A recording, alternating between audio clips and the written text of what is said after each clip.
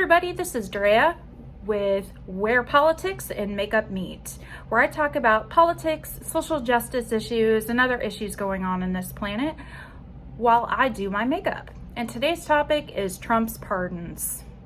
I have compiled a list of 10 people who I think are the biggest, and have called this list Trump's Top 10 Turd List. Okay, so let's get to it. So presidents have had the pardon power, obviously for a long time, and there are presidents that have pardoned or commuted the sentences of way more people than Trump has. I believe Obama, I think his number was like over 1,000 people. So just wanted to note that. So numbers 1 through 4 are Nicholas Slatten, Paul Slew, Evan Liberty, and Dustin Hurd. They were involved in the massacre of 17 people, including a 9-year-old boy. And they massacred these people in Nicer Square in Iraq on September 16th, 2007. Those individuals worked for Blackwater Worldwide, a defense contractor that provided security for diplomats in Iraq. The security guard said that they were ambushed soon after they entered Nicer Square. However, witnesses testified that the Blackwater employees used machine guns and other firearms recklessly at citizens. There's a lot more to this story, but that's just beyond the scope of this video. Nicholas Slatten, Paul Slew, and I apologize if I am saying his name incorrectly, but Evan Liberty and Dustin Hurd were all convicted of murder. And that, folks, is what won their spots on Trump's top 10 turd list. Is Trump pardoned 4 people that murdered 17 people. 17. He gave those people a clean slate. Pardoning them meant that they got all of their civil rights back, including the right to vote. What about the civil rights of the folks that they killed? I don't think they cared about that. Moving on, although those 4 are pretty hard to move on from. Number 5, Roger Stone. Roger Stone. Although Roger Stone has not murdered anyone that at least I'm aware of, he's probably the slimiest turd on this list. Roger Stone has been involved in right-wing politics since the Nixon era. A pretty long time. In fact, he bragged about being actually a part of the Watergate scandal at 19. In my view, he is the architect of modern American dirty politics. He's one of those people that is so evil that he gives the devil ideas. He is a master manipulator at creating the false narratives that got people such as George H.W. Bush and Trump in office. So he's a pretty talented guy. He has stated that he will do and say anything to win, and he certainly has. He has called himself a dirty trickster. Back in the 80s, Roger and our number 6 on our list, Paul Manafort, and 2 other individuals started a lobbying firm. And it was pretty powerful. They worked primarily on behalf of dictators and human rights violators such as Marcos. Clearly, if you are working for those types of individuals, I'm not sure if you can have a soul. They also formed a very powerful political action committee called NICPAC.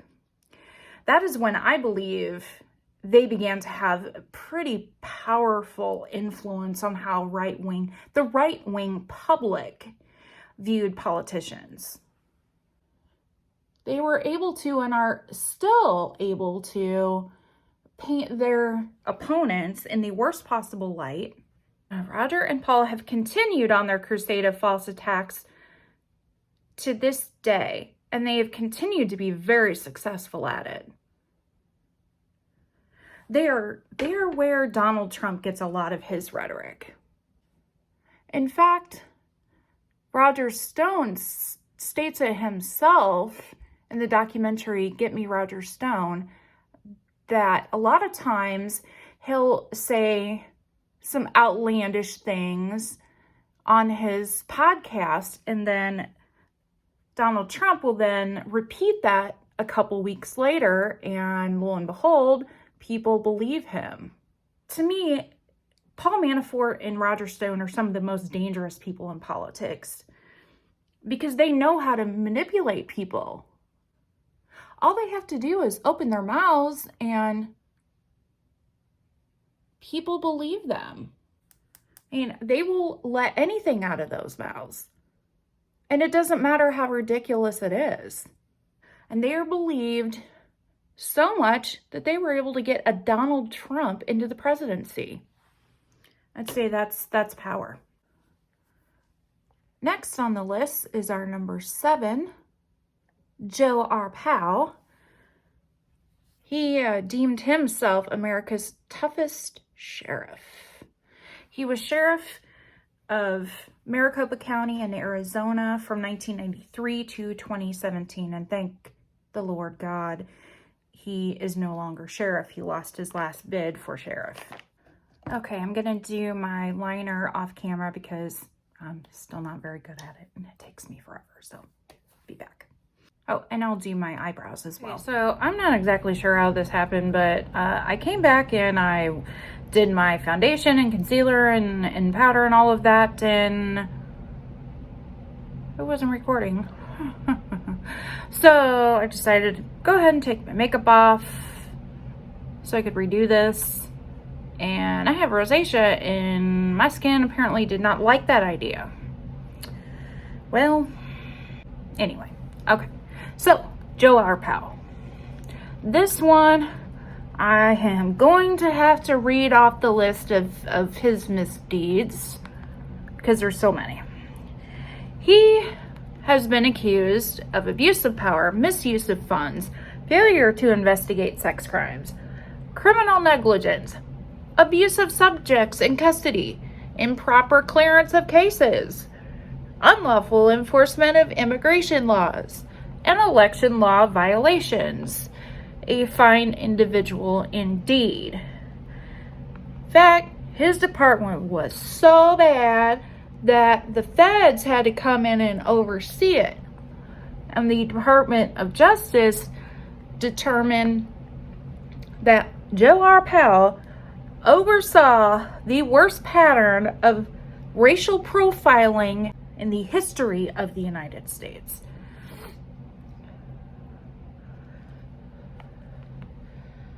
But see that Oma Beauty foundation? Isn't that amazing? That was so just bright red, and here it's pretty much covered. One thing to note with this guy is that Trump decided that he was going to be the first guy he pardoned. So he was extra special. Also, Trump pardoned Joe before he even was sentenced. What the heck? Only the best people for him, right? Next on the list is number 8, and this is a sad one. It's Michael Behenna. He was a first lieutenant in the U.S. Army. He was deployed to Iraq in 2007, and in April of 2008, he was coming back to his base with his platoon when his convoy was hit by an IED. So 2 of his guys were killed and a few others were injured. A few days later, he heard that military intelligence had found someone that they thought might have done this, and they questioned him. However, they didn't have enough evidence to hold the guy. So they had Behenna take him home, except he didn't actually take him home. Well, I guess he took him home. So he took him out to the desert, stripped him of his clothes, the suspect, this innocent person, and decided to be judge, jury, and executioner, and shot the guy twice, once in the chest, once in the head. And then after the guy fell, he decided that he was going to put a grenade next to his head and pull the pin, and he left. So, like, this guy's family and friends obviously found his mutilated and burned body the next day. So, and certainly a death of this man, it is sad, period. It was also tragic because Michael Behenna apparently was a decent person, and obviously that war changed him so much that he murdered someone. But regardless, even though it was war, it was still murder, and it was still horribly wrong. So that's why I put him on the list. Moving on, we have Charles Kushner, Jared's daddy. And I'm sorry, this is gonna sound bad. This is gonna sound bad, but this is my favorite one. And you'll find out why. He was convicted of tax crimes, illegal campaign contributions, and witness tampering. Now, while none of those things is a laughing matter, the funny part comes in with the witness tampering. So Charles found out that his brother was cooperating with the prosecution. So he hatched a GRWM type plan, like straight out of Dallas, you know, the TV show, and decided that he was going to have a sex worker seduce his brother-in-law and have the sex worker video the deed. Then he sent the video to his sister. What a sweetheart. But that's why it's my favorite, because it's just this GRWM type thing. I mean, it's most definitely something JR would have done. And I think he actually did do that in an episode. Anyway, so former U.S. prosecutor, U.S. attorney, former governor of New Jersey, Chris Christie, who prosecuted the case, actually said, "It's one of the most loathsome, disgusting crimes that I prosecuted, and I was the U.S. attorney in New Jersey." Now that's bad. Before I go on to number 10, here's going to be my lipstick. Notorious RBG by Lip Slut. No, I'm not sponsored by them, but it'd be awesome if I was. Okay, number 10, Michael Flynn. This guy is just, he is extra slimy. So Michael Flynn was a lieutenant general in the U.S. Army. He served from 1981 to 2014. He worked primarily in military intelligence. So he retires in 2014, and he started a consulting firm with his son, Michael G. Flynn. So this consulting firm does like intelligence and consulting for companies and foreign governments, such as Russia and Turkey. Gosh darn it, I did it again. I usually put on my mascara right after I put it on my eyeshadow, and obviously I didn't do that, and I did that in my last video. So Mike and Mike were doing some pretty shady deals with, you know, these foreign governments.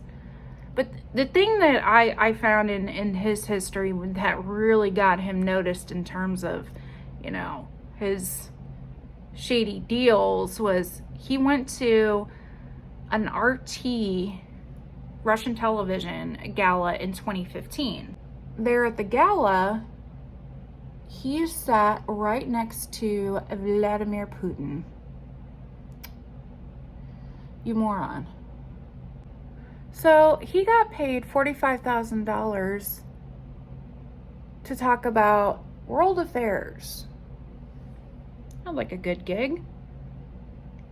But really, that's in my opinion, that's how he got noticed in terms of his crimes.